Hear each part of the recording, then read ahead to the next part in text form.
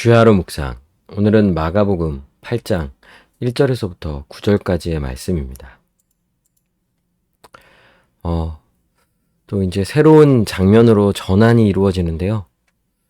그래도 계속 반복되는 것은 큰 무리가 예수님을 따르고 또 예수님과 함께하기를 원하며 예수님으로부터 말씀을 듣고 배우고 그 하나님 나라가 어떠한 나라인지 이 복음에 대해서 듣기를 원하는 자들이 늘 예수님을 따랐고 지금도 여전히 큰 무리가 예수님과 함께하고 있는 상황인 거죠.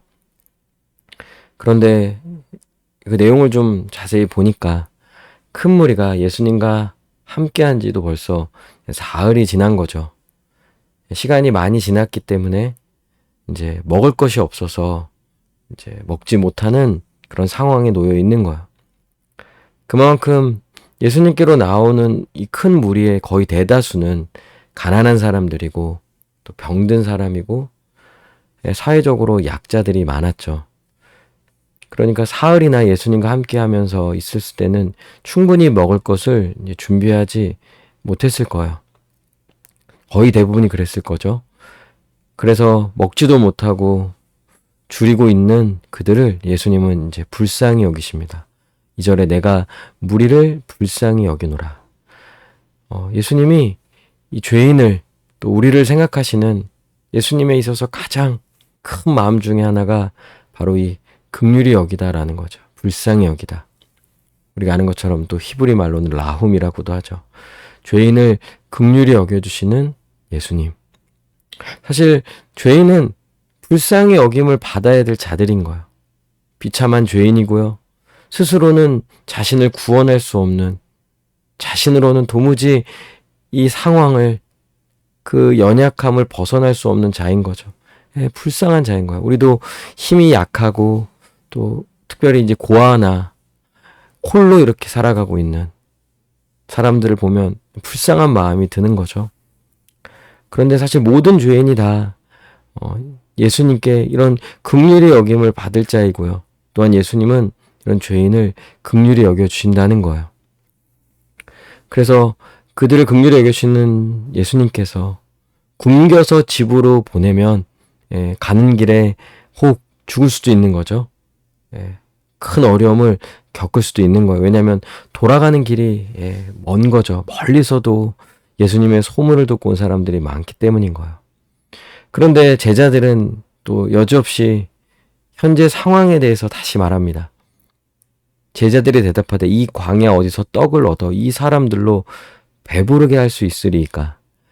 우리가 예전에 6장에서도 이 오병이어의 기적을 좀 생각해 본다면 제자들이 예수님이 이렇게 말씀하셨을 때는 오히려 더 믿음의 고백을 해야 할 것 같은데 그저 현실을 직시하면서 또 현실을 이야기합니다. 이 광야 어디서 떡을 얻어 이 사람들로 배부르게 말 수 있으리까? 맞죠. 현실적인 이야기는 해요. 맞는 말인 거죠. 그런데 이런 현실을 뛰어넘으실 수 있는 예수님을 향한 믿음의 고백은 없는 것 같아요.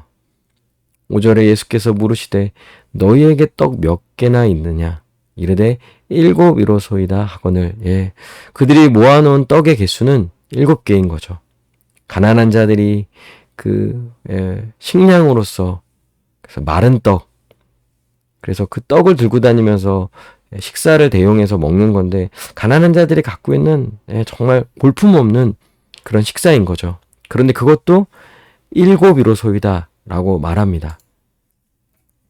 6절에 예수께서 무리를 명하여 땅에 앉게 하시고 떡 7개를 가지고 축사하시고 떼어 제자들에게 주어 나눠주게 하시니 제자들이 무리에게 나누어 주더라. 또 작은 생선 2마리가 있는지라 이에 축복하시고 명하사 이것도 나누어 주게 하시니. 그렇죠. 그저 가지고 있는 건 떡 7개와 물고기 2마리인 거죠. 그래서 이거는 7병이어라고도 하죠. 떡 7개, 물고기 2마리. 근데 이것을 가지고 거기 있는 사람들을 먹일 수 있는 건 현실적으로는 불가능한 거고요. 또 이 모여있는 무리와 또 이제 현 상황이 얼마나 빈궁하고 궁핍한지 어려운 상황인지를 잘 보여주는 거죠. 근데 예수님은 놀랍게도 이런 모든 현실을 뛰어넘으시고 다시 한번 제자들에게 말씀하십니다. 나누어 주어라. 그래서 제자들이 예수님 말씀에 따라 무리들에게 떡 7개와 물고기 2마리를 나누어 줬습니다. 그랬더니 어떻게 되죠? 배불리 먹고 남은 조각 7광주리를 거두었으며, 그렇게 나누어 줬어요. 그런데도 그것이 남았다는 거예요. 남았다라는 말은 모두가 배불리 먹었다라는 증거겠죠. 근데 그 남은 광주리의 수가 7광주리였더라. 예전에 우리가 그 오병이어의 기적에서는 12광주리였다면은 오늘 읽은 본문에서는 7광주리. 그러니까 7이나 12는 완전수인 거예요. 의미상은 같은 거죠. 결국 몇 명이 됐든 간에 먹으면 7광주리인 거예요. 그러니까 예수님은 이 무리, 큰 무리뿐만 아니라 전 세계의 모든 자들을, 모든 인간을 먹이실 수 있는 온 세상의 왕이심을 분명히 보여주는 것이죠. 사람은 약 4,000명이었더라. 예수께서 그들을 흩어 보내시고, 이제 그들을 먹이시고 그들을 흩어 보내셔 이제 각자 집으로 가야 할 길을 가도록 인도해 주시는 거죠. 근데 여기서는 이제 좀 이 6장에서의 내용과 반복되는 부분도 있지만, 또 사실은 이 이야기를 하기에 앞서서는 이제 내일 또 이어질 이야기와 굉장히 밀접하게 연결되어 있어서 또 6장에서 나오는 이 오병이어와는 또 차이점이 있는 부분들이 있습니다. 그것들은 좀 내일 다시 또 자세히 나누고요.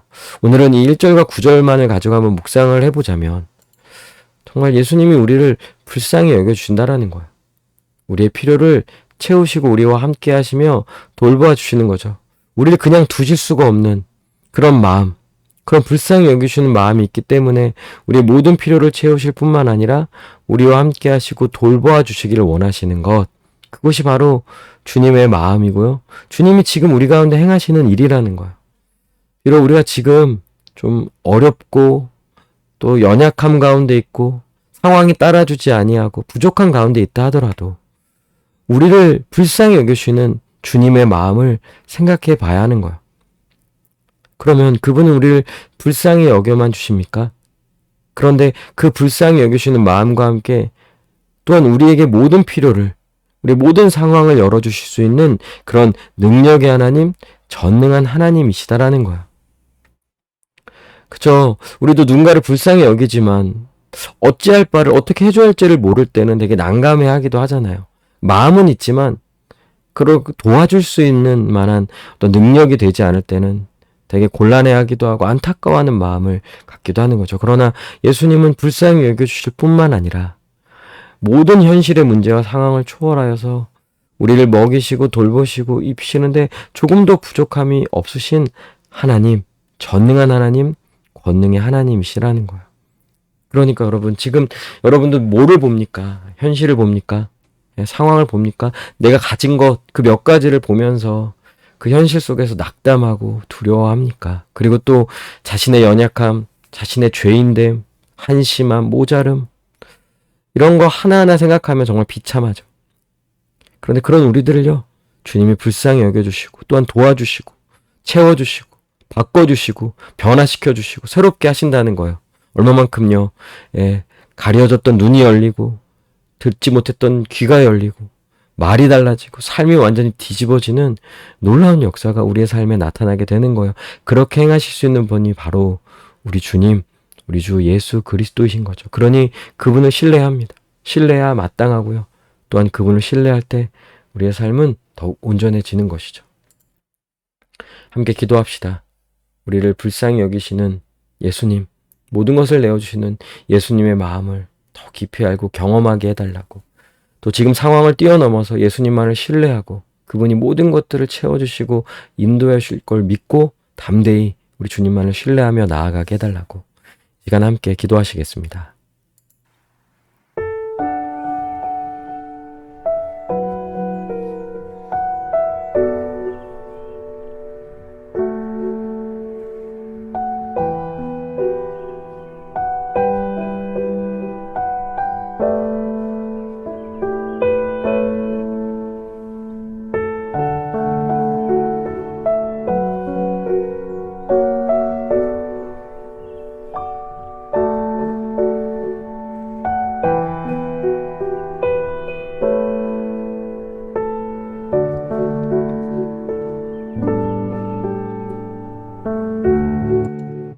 기도합니다. 예수님의 마음을, 예수님의 능력을 깊이 생각하며 예수님만을 신뢰하며 나아가는 오늘 하루가 되게 하여 주시옵소서. 감사드리며 예수님의 이름으로 기도합니다.